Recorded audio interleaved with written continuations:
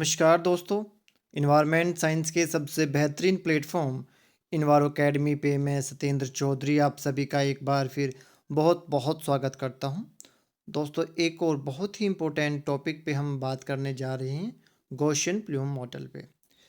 थोड़ा सा technical topic है, बड़े ध्यान से आप मुझे सुनेंगे तो मैं उम्मीद करता हूं कि आपको सभी चीज़ें जो हैं क्रिस्टल क्लियर हो जाएंगी।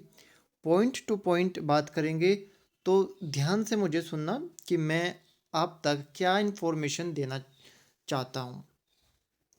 तो शुरू में सबसे पहला पॉइंट हमारे माइंड में ये आना चाहिए कि गॉसियन प्लूम मॉडल जो है वो हम क्यों इस्तेमाल करते हैं। तो जब भी हम कोई मॉडल की बात करते हैं तो हमारे दिमाग में एक चीज़ आती है कि कुछ मैथमेटिकल इक्वेशंस की हेल्प से हम चीज़ों को समझने की कोशिश करते हैं। तो यहाँ पे अगर मैं बात करूँ गॉसियन प्लूम मॉडल की, तो गॉसियन प्लूम मॉडल को लगाने का या इस पे काम करने का हमारा जो मेन उद्देश्य है वो है कि हम कंसंट्रेशन फाइंड आउट करना चाहते हैं पोल्यूशन की, कि एक एरिया से कितना पोल्यूशन जो है वो जनरेट हो रहा है। तो ये मॉडल किसके लिए सबसे सूटेबल है? तो मेरा जवाब रहेगा पॉइंट सोर्स के लिए। पॉइंट सोर्स के लिए मतलब जैसे कि एक चिमनी से निकलने वाला जो पोल्यूशन है उसकी कंसंट्रेशन देखने के लिए हम गॉसियन प्लूम मॉडल इस्तेमाल करते हैं।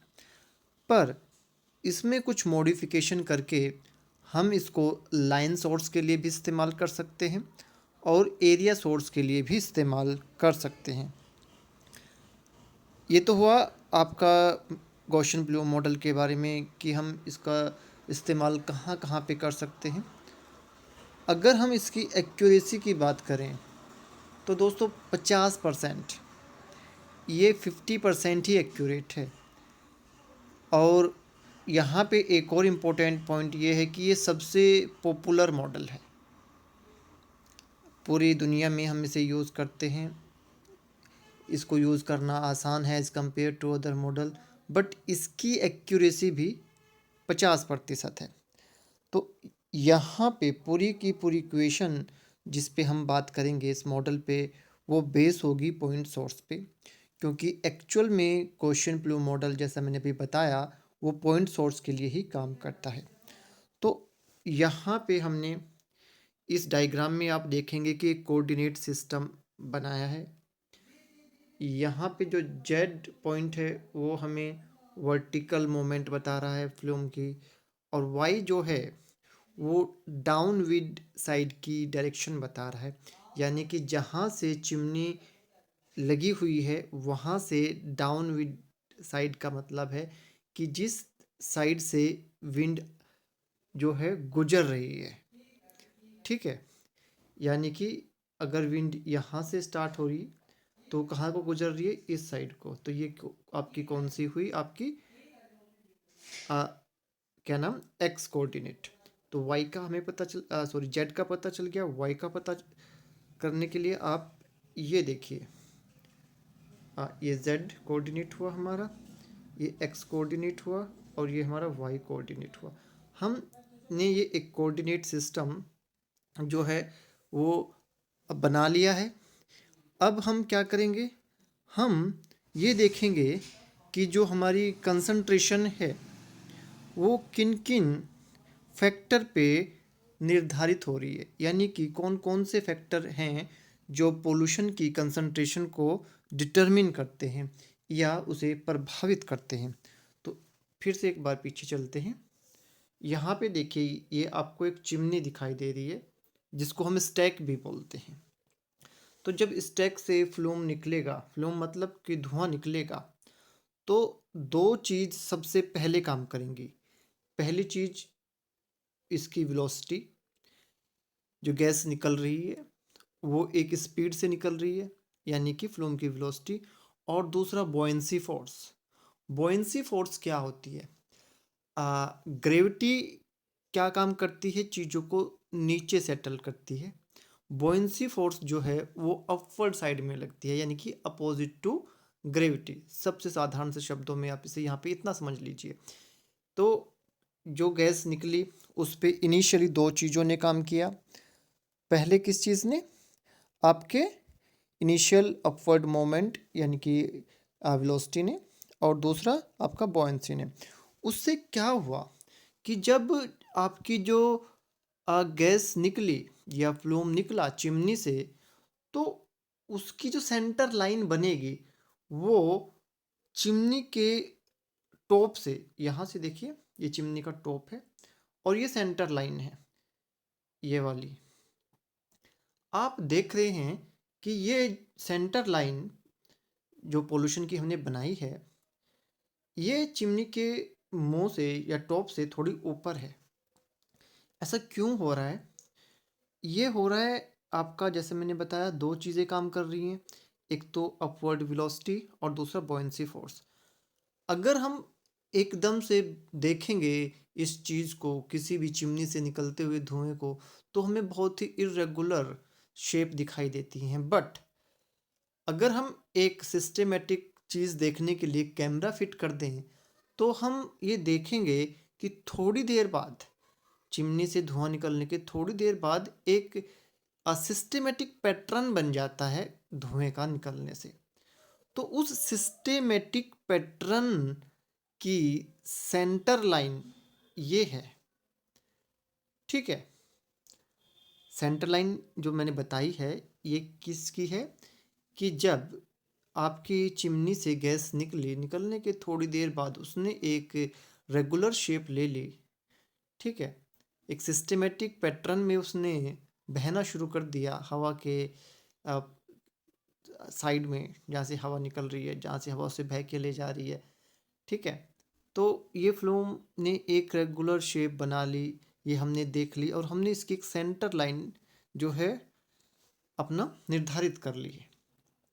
दोस्तों ये एक मॉडल है। ठीक है, इसलिए जो चीज़ मैं आपको समझाने की कोशिश कर रहा हूँ उनको आपने समझना है कि भाई मैं क्या कहना चाह रहा हूँ, क्योंकि ये हर केस में ऐसा नहीं होगा। हवा की वेलोसिटी, बहुत सारी चीज़ें हैं जिस पे ये सब चीज़ें निर्धारित करेंगी। तो बस आप एक अपने माइंड में एक इमेज बनाइए कि एक चिमनी है, चिमनी से धुआं निकल रहा है।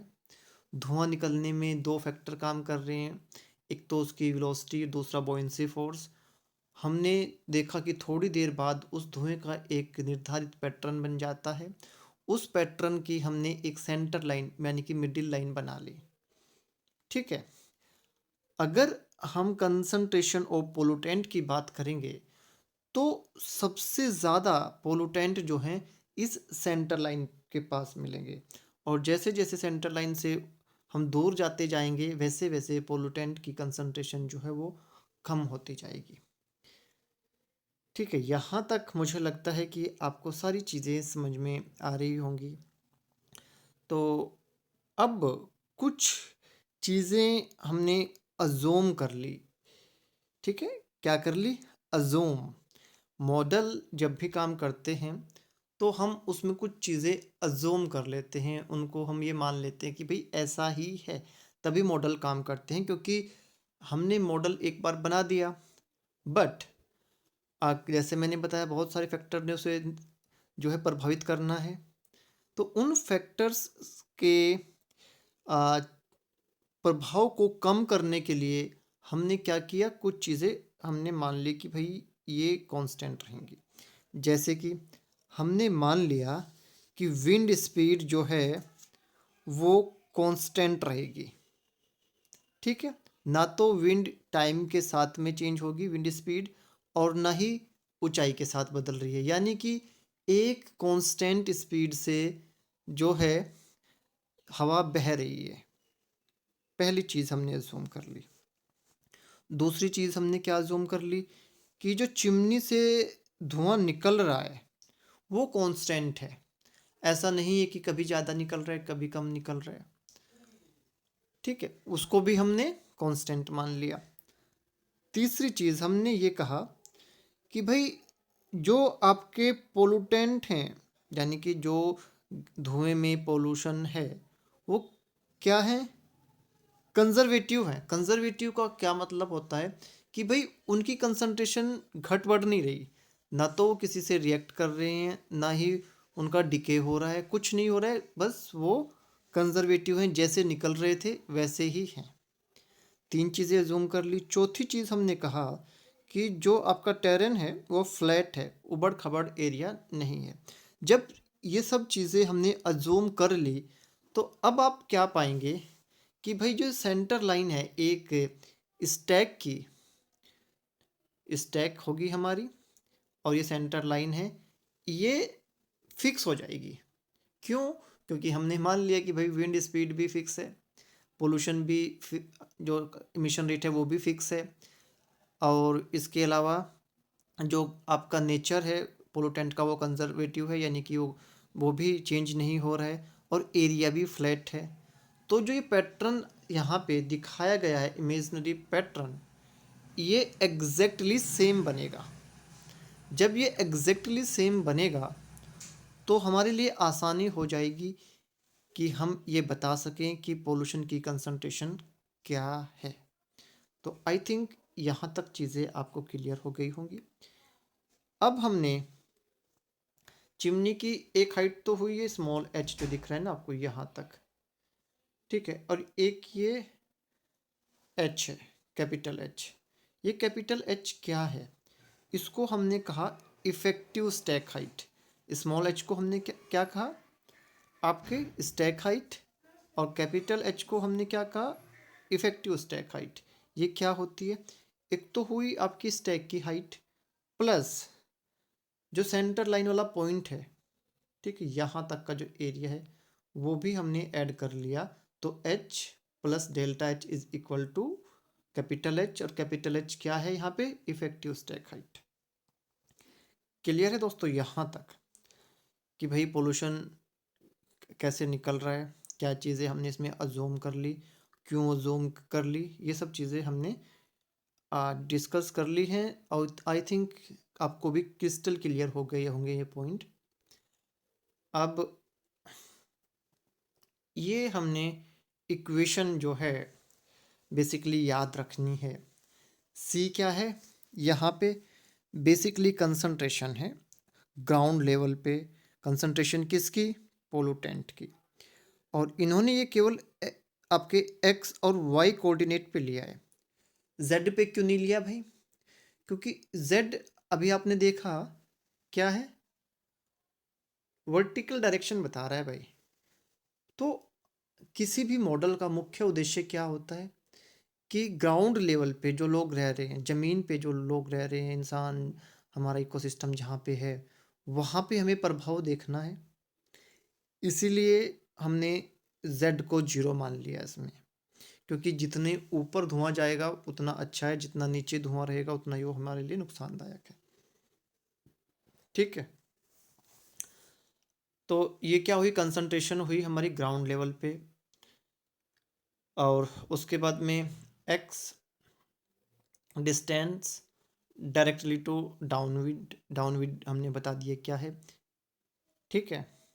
Y horizontal distance from the plume की सेंटर लाइन से। क्यू क्या है यहाँ पे? Emission rate of the pollutant. और एच क्या है? Effective stack height. Effective stack height क्या है ये हमने देख ली। म्यू एच क्या है यहाँ पे? Average wind speed at the effective height of stack. Effective stack height के वहाँ पे उस पॉइंट पे क्या आपकी रहेगी विंड की स्पीड। और आपका सिग्मा वाई क्या है? Horizontal dispersion coefficient. और सिग्मा जेड क्या है? Vertical dispersion coefficient. तो यहाँ से इस इक्वेशन से आपको दो तीन चीज़ें पता चल रही हैं। पहली चीज़ क्या है कि जो कंसंट्रेशन है पोलूटेंट की एट ग्राउंड लेवल, वो डायरेक्टली प्रोपोर्शनल है आपके क्यू के। और क्यू क्या है यहाँ पे? Emission rate of pollutant. ठीक है, तो कोई आपसे पूछे, क्वेश्चन आए कि भाई कंसंट्रेशन एट ग्राउंड लेवल का और इमिशन रेट के बीच में क्या रिलेशनशिप है, तो आप क्या कहेंगे? इसको डायरेक्टली प्रोपोर्शनल। डायरेक्टली प्रोपोर्शनल मतलब जैसे जैसे इमिशन बढ़ेगा वैसे वैसे ग्राउंड लेवल पे कंसंट्रेशन बढ़ेगी। फिर अगर कोई कहे विंड स्पीड के साथ में क्या रिलेशनशिप है भाई कंसंट्रेशन का, इनवर्सली प्रोपोर्शनल है जी। ठीक है। कोई पूछे कि भाई स्टैक की हाइट के साथ में क्या रिलेशनशिप है, यानी कि इफेक्टिव स्टैक हाइट में, तो आप क्या कहेंगे कि भाई इनवर्सली प्रोपोर्शनल है किसके, इफेक्टिव स्टैक हाइट के स्क्वायर के। ठीक। ये कुछ क्वेश्चंस जो हैं बन सकते हैं, अंजम्पशन पे बन सकते हैं। वेलोसिटी से जो गैस निकल रही है किस इमिशन रेट जो है इनिशियली किन दो चीज़ों पे डिपेंड कर रहा है, इस पे क्वेश्चन बन सकते हैं। इसके अलावा जो कंसंट्रेशन है वो किन किन चीज़ों पे आपके निर्धारित करती है, कि भाई इमिशन रेट पे निर्धारित करती है, विंड स्पीड पे निर्धारित करती है, इफेक्टिव स्टैक हाइट पे निर्धारित करती है, और एक और चीज़ ऐड कर लो, एटमॉस्फेरिक कंडीशन। ठीक है, इन पे निर्धारित करती है। तो ये मॉडल है गॉसियन प्लूम मॉडल, ये इसकी इक्वेशन है। सारे पॉइंट्स जो भी इम्पोर्टेंट हैं वो हमने डिस्कस कर लिए हैं। आप इसे 2-3 बार सुनिए आराम से, 2-3 बार आप सुनेंगे तो आपको चीज़ें समझ में आ जाएंगी। फिर भी अगर कोई डाउट रह जाता है आपको गॉसियन प्लूम मॉडल के ऊपर, तो श्योरली आप कमेंट बॉक्स में लिखिए, मैं कोशिश करूँगा कि आपको ये मॉडल जो है क्रिस्टल क्लियर दोबारा से आपको समझाऊँ और हर पॉइंट आपका क्लियर करूँ। तो दोस्तों, मेरी बेस्ट विशेज़ आपके साथ में है। सीखते रहिए, मुस्कुराते रहिए। मेरी आ, हमेशा एक ही आ, कोशिश रहती है कि ज़्यादा से ज़्यादा मैं आप लोगों को सपोर्ट करूं। पढ़ते रहिए, जितना मुझसे बनेगा। ठीक है, मैं आप उतने एफर्ट्स लगा के ज़्यादा से ज़्यादा लेक्चर बनाने की कोशिश करूँगा और कंप्लीट कराने की कोशिश करूँगा आपका पूरा सिलेबस। थैंक यू दोस्तों।